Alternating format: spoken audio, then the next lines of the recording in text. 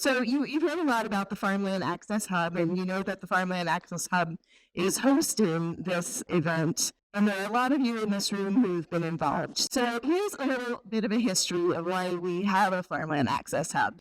Back in 2011, 2012, probably long before that, I know long before that people were talking about this issue, but a number of us who attend farming conferences and talk to farmers kept on hearing that land access was a big issue. But it wasn't really clear what the issue was. Was it that land wasn't available? Was it that it was expensive? And so we thought, well, let's try and figure this out and let's solve this problem. That was a little naive, but I usually say that most of my work is like writing grants. So we wrote a grant and we got funding from the Bush Foundation to do a process. And this was a bunch of partners. Again, I see some of you in this room where we held focus groups at farming conferences. We did interviews with people. We did research on what the issues were. And then we spent a lot of time trying to figure out, okay, how do we solve this? Because we started to learn what the issues were and that they were very complicated. We also realized that there wasn't an easy answer. So as we were trying to figure out, what could we do to make a difference? One of the things that came out of this was that, and I think it was Jack Hadeen from Featherstone Farm, if any of you know him, and actually I think it was Pekka Jansen's sister, who used to be the executive director at Hoffa. We were in this meeting and Jack had this idea. He was like, well, what we have is a lot of organizations who are touching becoming farmers at different places, but they're not necessarily working together. And so, a farmer will go to this organization and then they'll go to this organization and they don't know where to go. So is there a way that we can create a network so that we can all be working to funnel farmers to the right resources? And then the other thing, and I really like this analogy, was that, when we learn how to drive, you take driver's ed and you practice, and then you go in and you get your license and you become a driver.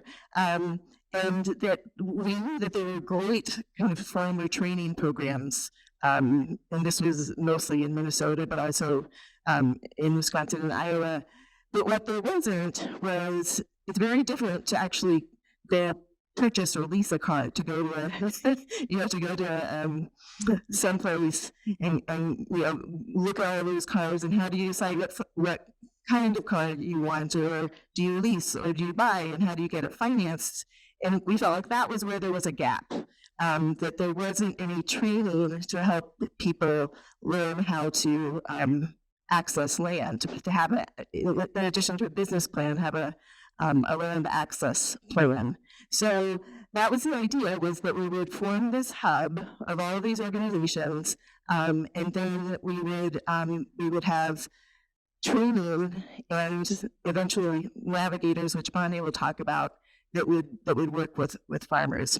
So then we wrote another grant, and we got a grant from the Beginning Farmer Rancher Development Program to actually launch the hub. So there's like a year in between where we had the idea, but we didn't have the resources to do that.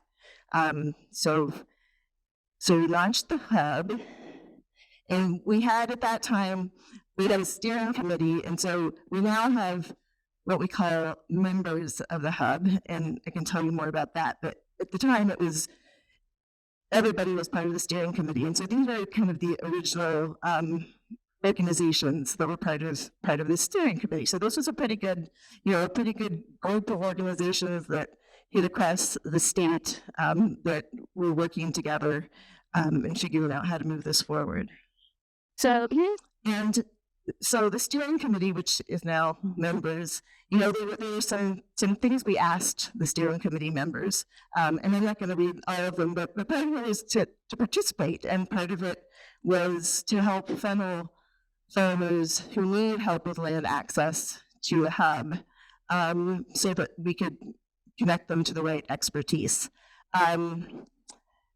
And then also to be available, like if one of the other organizations has a farmer and they know that you're good at doing something, be available to kind of take that call. And then we also had guiding principles, and this has been, I think they still hold, we probably need to revisit them, but we didn't want the hub to be one organization. And so I often fight against the fact that because the money is going through renewing the countryside, that it's renewing the countryside's Farmland Access Hub, and it's not. It's all of those organizations that are working together. We're a network, so we're an informal network that's doing this work, and we call ourselves the Farmland Access Hub. We also wanted to make sure that the organizations are collaborating and not duplicating. I mean, sometimes there's usefulness, they're duplicating things in different places, but we didn't want this to be a competitive thing. And then really wanted to provide the right resources to farmers. The hub generally works with farmers, later, those, is it mid-level beginning farmers who are ready to access land. But if we get a call from a beginning farmer that's new, because of the network, we know who to send them to get those resources. And then, so outreach and navigator services, which Bonnie's going to talk about. We really wanted to prioritize resources to clients who have a commitment to ecological sustainability, healthy food systems, and revitalization and community building. And then we really work in good faith to not only help farmers access land, but to help them get into a situation where they'll be successful on the land that they're on. So this is more of a timeline. So the first 3 years that we had that funding, it was very successful. It was interesting because we were a network, but it really is, it took a couple of years for that trust to build, and I know Jansen was talking about that earlier in terms of communities, but, we didn't get a lot of, referrals initially to the hub, to the navigators.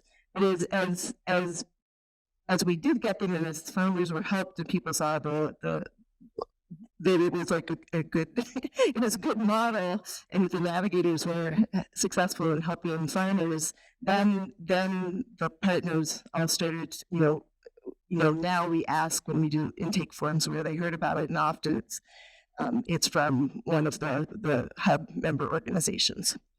And I'd also say that, so in addition to the BFIDP funding, Lake Winds Food Co-op has had us as a roundup. The hub is a roundup partner.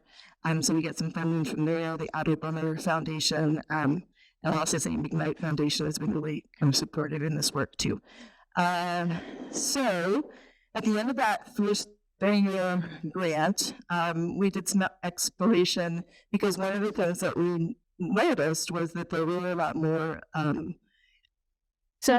minority farmers, in particular, and the immigrant farmers that were looking for land. And we didn't have any navigators from any of those communities. So we hired a couple of folks that we knew that were from those communities to just go out and talk to other people in our community about their land access issues. And so that's what they did.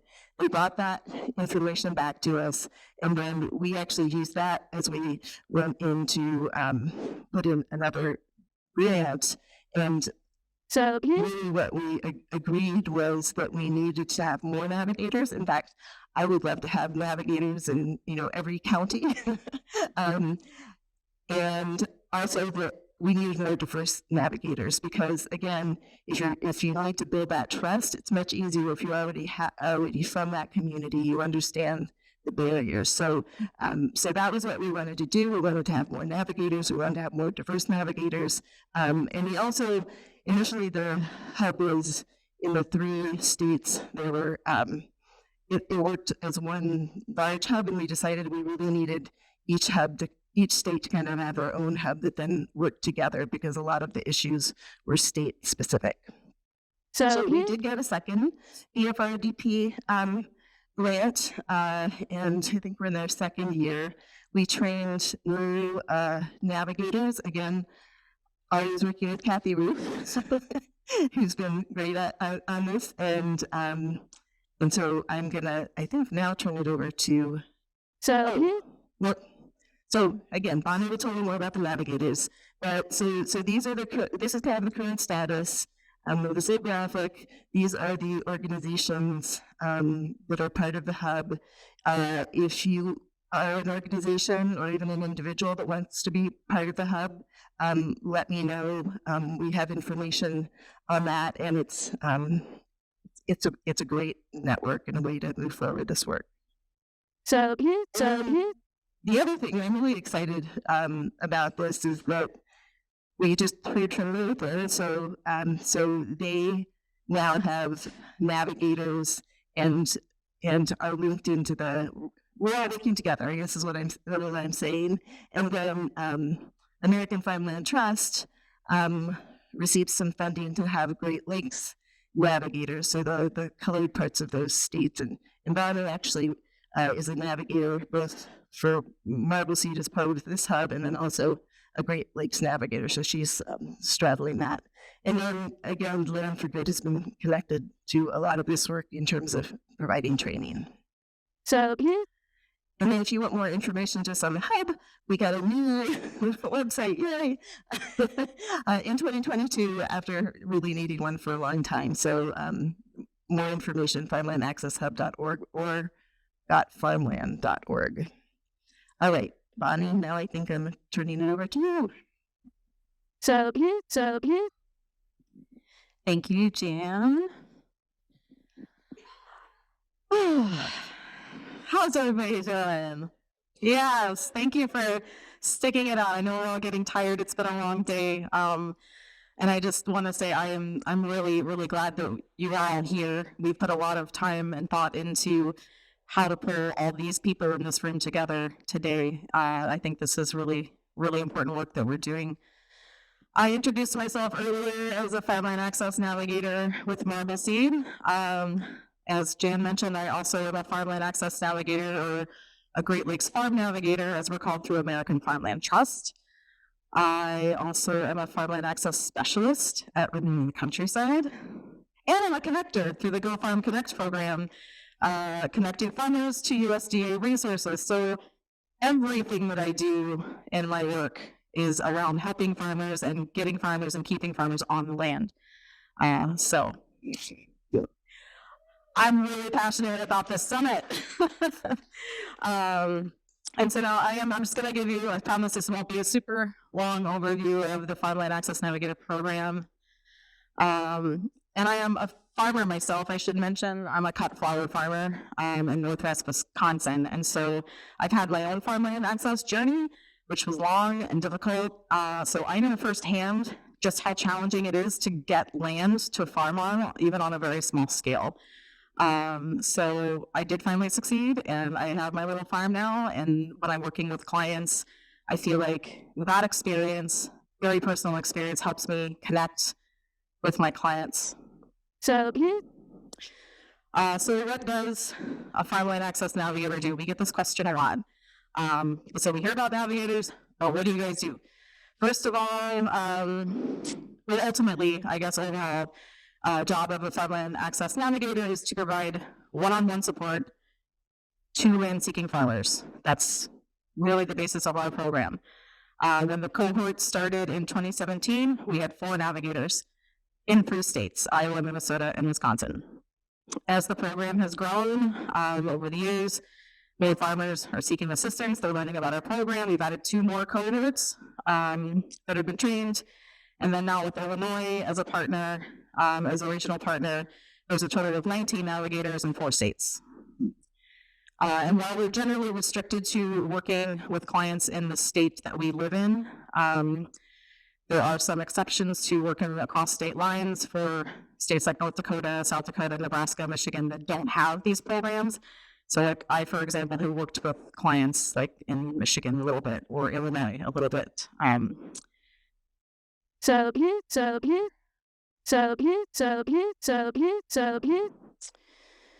What we do, assess readiness is the first. So we help in 3 ways. And the first step is assessing the readiness of a farmer for land tenure. So what we've learned, or what I've learned especially, and I think most of the navigators would agree, is that when a new client comes to us, many of them are not actually ready to buy a farmland, even if that's what they desperately want. So assessing that is really important, and figuring out, like, do they have the financial resources to access farmland? Do they have the relevant skill sets and experience to get financing? So we kind of figure out where they're at in their journey. And then we can kind of go to the next step, which is providing support and guidance. And obviously, based on a farmer's goals and skill sets and financial readiness, we can provide that support and guidance to help them meet their goals. And that could be, as simple as, like, you need 3 more years experience managing a farm. Or maybe they have some experience, but they don't have a business plan. And so we can kind of guide them in that direction. And then finally, we share resources. So resource sharing is just a really important part of this process. It's part of the hub, the network that we have, the partnerships that we have with other organizations. So when we're sharing resources, basically, like, we're connecting a client to another resource base in our network, which is pretty large and growing all the time. It could be connecting a client to a real estate attorney to help with strengthening a lease, for example, or a business planning course if they really need to, like, work out that part of their process. How do we do it? Well, there's all sorts of ways. We go through a lot of training. So we have basically monthly trainings in our cohort. We have bi-monthly meetings, and usually at least one of those we'll have a speaker come and do some sort of training with us. We've done additional trainings with Navigators in the last year over the summer.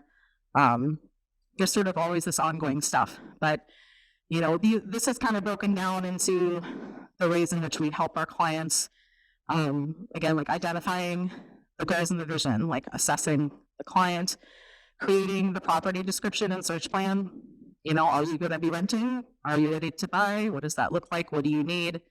What don't you need? What do you think you need but you don't actually need? Like, some of that kind of work. Understanding the land tenure options. Sometimes people really think that they need to own land when actually it makes a lot more financial sense to rent. And then coaching. I mean, basically we're coaches, right? I mean, that's ultimately what we're doing, the resource sharing, and then the technical assistance, which, that could be actually providing help with the business plan, or walking into an FSA office with my client to help them fill out an application for a loan, or visiting a farm to see if it's actually an appropriate site. This is some of the Navigator reach based on our reporting. So from 2017 to 2021, we had 188 clients. And when we say clients, that is like ongoing work with the Navigator. So somebody's, not one phone call, but like they're on your list and you're working with them. 2022, we had 149. 2023, 134 new clients. So over the course of the whole project from 2017 to now, we've had 471 total clients worked with, which going from 0, I think, is pretty good. And then where is that? I'll get to that in the next slide. So the client reach, but then the overall reach. So how many people have we reached about Farmland Access? Is actually a number much larger. 2,357 people have received help or information from the Farmland Access Hub and the Navigator program. Sometimes that is work with service providers, and working with maybe landowners, for example, and making them aware. So As the navigators have been deployed, which is fun to say because, we're like navigators and we're deploying. It just makes it sound more interesting. So each cycle we've added more navigators, and you can see that there's a pretty good representation of like the increase of navigators that we've, so where are we at here? So I guess that's not on there after all. Sometimes information gets left offside. So what this is representing is like adding navigators over the course of the project, and then how that outreach has accumulated. And we see that like leases have gone up significantly since working with navigators, and that's like maybe getting help with the lease for the first time, and also strengthening leases that, that's also important work that we do. A lot of farmers might have a lease agreement, but they're not actually all that protected, or it's not actually serving them well. So we can help them strengthen those leases. So that is included in that data.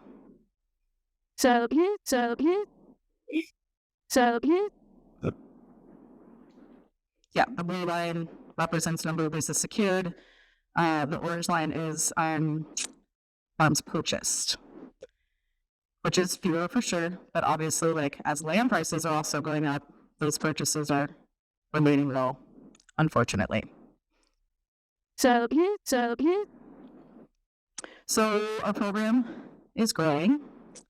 The new website is now actively driving traffic toward our organization, toward the program. We have an intake form for landowners, and we have an intake form for land seekers. And noticing all of a sudden now, I've got to respond to a lot more requests for help, especially from land seekers. So even though we just finished training a new cohort of navigators, we already need to hire more because we're all at capacity. I think this is a good problem to have. And as we continue to grow the program, we recognize that, the work that we have to do with landowners is equally as important. So we're, trying to figure out how to implement like a farm transition navigator program, for example, to help balance that work.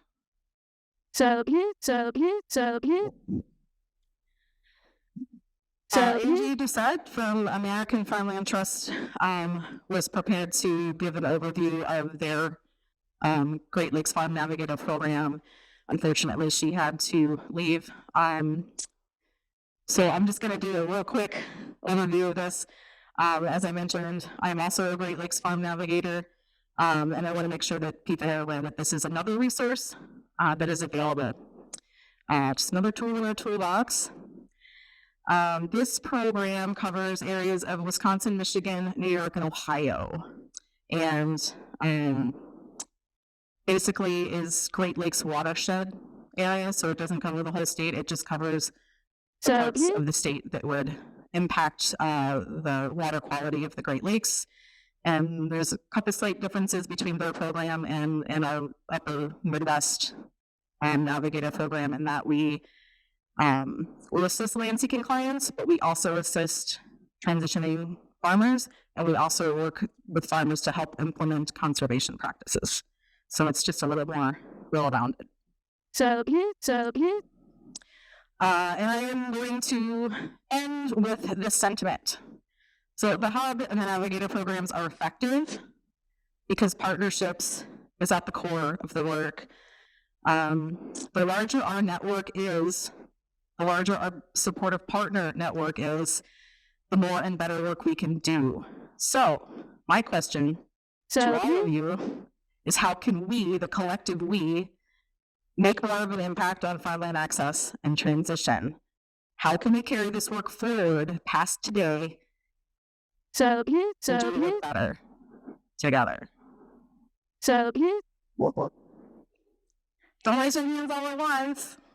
Just kidding. No, we definitely want to connect. You might have seen some of those, the easels out there. There are some topics that were sort of proposed before the summit, people wanted to connect about those particular issues. So if you want to get involved with the group to work on a specific farmland access topic, go put your name down. Tomorrow at lunch, we'll have tables where if people want to during lunchtime, you can sit down and have a discussion about that certain topic. So I hope that people will do that, and I hope people will connect and save the world. Okay. Thank you, Bonnie. Yeah. All right. Well, just thank you. That was great, and just that sentiment of you all staying. And it's been a long day, and we really appreciate that. Yeah. If you haven't filled out your evaluation, the questions were, did you learn anything? Will you take any action based on what you heard? Did you make any connections? And do you have any comments? I think Kara's going to put that up here for you.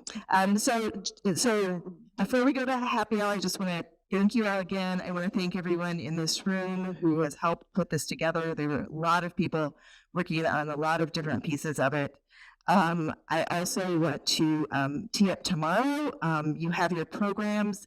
Tomorrow we have 20 breakout sessions. So we'll all meet here for just about 20 minutes, and then we'll go to the breakouts. There are, every time I started to talk to someone about their session, they got really excited, and I'm really bummed that I couldn't go to 4. So there'll be 4 time slots with 5 breakout sessions each. So make sure you take a look and figure out which ones when you go to tomorrow. So with that, I am going to let you all go, and the happy hour is at the other side of the arboretum. There will be people out there you'll see the crowds going that way. So we invite you over there to continue the conversation with each other. Thank you so much.